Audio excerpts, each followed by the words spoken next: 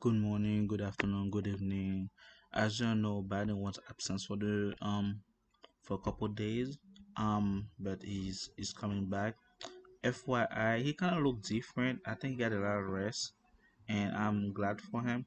But at the meantime, the country is upside down. So let's see what he has to say on the From border. President Biden doing the surprise news conference today at the White House briefing room. Let's take a listen. Hey, folks.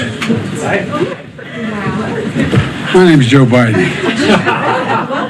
Welcome, Mr. We've President. been waiting for you. Welcome to the swimming pool. This is great. Hey, look, folks, good afternoon. The past 2 days we've gotten some very good news about the American economy. Just yesterday, shipping carriers, after some discussion, an International Longshoremen Union came to an agreement to keep ports in the East Coast. As you can see, he can barely talk. Even they got some rest, even they look fresh. I wonder if it's the same guy or somebody else because this guy that was in election looked totally different. Because they can duplicate you in a way that people barely can see the difference. Even you can see also even the suit look different because usually get a blue suit. Today like a gray suit, but again I digress. And as you can see, the tie, everything look different. He doesn't look like he's the president. He look like he's somebody working the warehouse, but not somebody in charge. That you can see, it's just the clothes look like he's demoting, not the president of the United States. But after all, he look like he's well rested. He look like he's more focused. He look like he's more determined. But at the end of the day, the boat is always cheap since he already messed up with Carmel and so on and so forth. But right now it's clear to me that he's not in charge and somebody is in charge by the way he looking. And the Gulf ports open. We averted what could have become a major crisis for the country, and a tentative agreement which includes record wage increases for dock workers and shows the importance of collective bargaining and represents, I think, critical progress toward a strong contract. So basically talking about the union job, the construction, so they have a strike. So they a strike is someone that's like don't want to work. They just protesting because they want their contract to renew and some benefit added. So basically he said that now they have a level ground where people come like as a union and come in a middle ground to adjust the both sides so they can come in accord. So those people that's protesting can go to work and everything can go smoothly. But at the end of the day, it's just politics because the union gonna take their fair share and then take something in return. Because I know someone that's on a union is crazy. And they offer, they say if you vote for me, they're gonna give us $10,000 up to $2,000 for as a bonus. And guess what? When they get elected and when they pass, we agree with what the condition were. You know what they do? They give us $3,000. That's $7,000 out of the way, right? We already lose $7,000, right? That $3,000 that we get from, we got taxes 60%. 50, that is 52% taxes. So that $3,000 that we are supposed to have, cut that in half. So we only end up with $1,500. From that 10,000, we end up $1,500. So basically, they get a payout, and you as an American, you get left behind. Since then, I never chose the union again because it's for my own eyes. I see witnesses. Now, then the election came in, they want to us to go back and get and then vote for the union. We don't care what you want and what problem we have. We are rather don't have reunion anymore because if they can give you $10,000 and then we end up with 1,500, that's mean you're the greediest union I ever seen, and I'm not gonna be part of it. This is what I'm talking about the protests and people kind of coming accord and common ground for them to go back to work. It's all about you going back to work and then do work and get this. I especially want to thank the carriers, the port operators, and the Longshoremen's Union for reaching this agreement at a time when the nation has experienced such terrible devastation from Hurricane Helene. It was truly a service to the American people for all these parties to come together to respond to our request to keep the ports open. I was determined to avert a crisis at this moment because it's a critical moment. If we didn't do this now, we'd have a real problem. I also want to thank my White House team for the work they've worked around the clock to bring.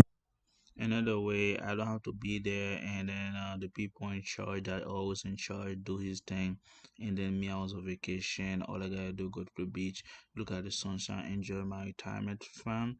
But while I'm sit at work and get paid for it and enjoy my retirement, this is crazy. They told you to get retired at 60 or 65 or 70, but this guy's 80 and still the Oval Office. I think it's time for us to bring it back that people need to be in our house between 35 to 55, or after 55 you need to retire and leave it, because those people they getting die on the oval like John McCain and so on and so forth, and then they think that they gonna get more drain of money.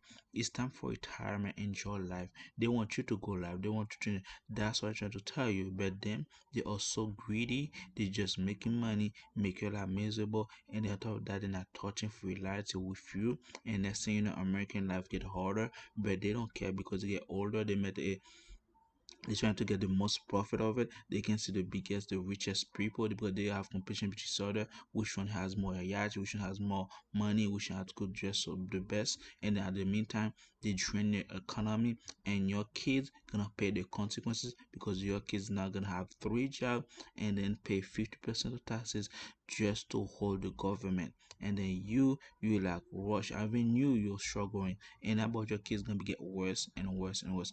That's why they need to put to kick them out after 65 to not be able to come back, or 55 to not be able to go out in their retirement. That's they force you to retire. This is getting out of control right now. The parties together. But today, we got more incredible news. Although the strength of the American economy it's about the strength of the American economy. New jobs report, as you all know, you've been reporting, created 250,000 jobs in September. The expectation was for 150,000 jobs in September, which far exceeded that number. But the 100,000 job is about how many full-time job? Don't not full-time jobs, those are part-time job.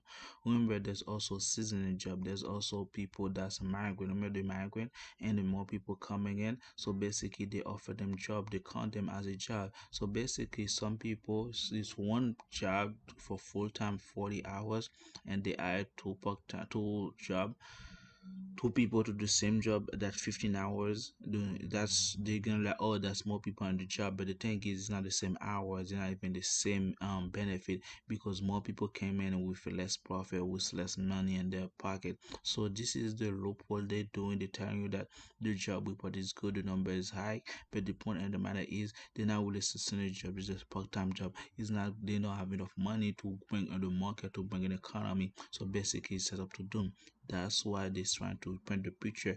They have so many jobs available, but at the end of the day, they're not really good job. It's just some minimal job that's barely floated, that's barely keeping the economy. But the Mingman job, they firing people left and right, and then next thing you know, they trying to secure profit and sends the paycheck to the CEO, the AFC, the FCO, and then the big boss.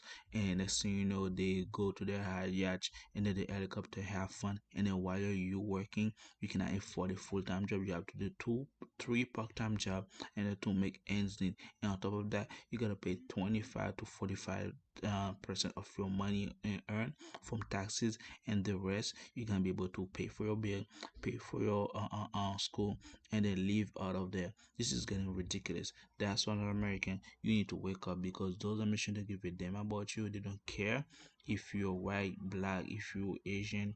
They don't care if you're working, if you're not working. You don't care if you're middle class or lower classes. They just want to have their share, and then they don't want you to have any of it. And that's why they say the rich getting richer, the poor getting poorer, and they want you to own anything and then be happy.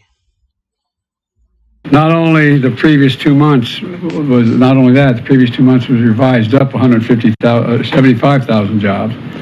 And from the very beginning, we were told time and again that the policies we were pursuing, we put forward weren't going to work, make things worse, including some of the other team are still saying they're going to make things worse. But we've proven them wrong.